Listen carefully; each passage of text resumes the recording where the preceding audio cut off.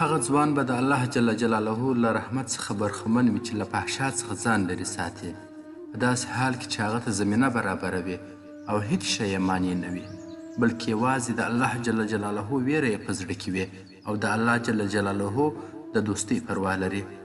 الله جل جلاله خپل عزتناک او پاکلمنې بندګان خوښوي، خو برعکس شیطان بیا پر ځوان او پیغلې دومره فشار راوړي چې په کوڅه او کنار کې په شهوت پسې لالهانده کوي.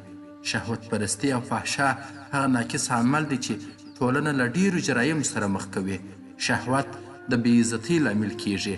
شهوت پرستان خان، مسکین، ماشوم، سپینږیری، ښځې او ملا نه پیژني، باید خپل کار وکړي. تاسو وګورئ شهوت پرستی کومې کورنۍ برباد نه کړي، له قتل څخه نیولې تر اختطاف، نشې او غلا پورې، دا ټول د همدې له امله دي. د دې لپاره چې ټولنه مو له بربادۍ څخه وساتل سي، باید د شهوت تداوي په موقع وسي. څومره چې په ټولنه کې نکاح اسانه کیږي، هغومره ټولنه اصلاح او د جرمونو اندازه کمیږي.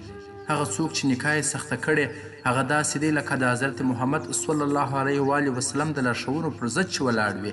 دا لوړ ولورونه او د واده ملا ماتونکي دودونه د هیچا په ګټه نه دي. خپلې لوڼې پر کورونو مه کښېنوئ، هغه وسایل مه ورکوئ چې خپل او د کورنۍ عزت پکښې اخلي. لوڼې مې د هغه چا له دم څخه وساتئ چې شهوت پرستۍ ته یې د مینې نوم ورکړی وي.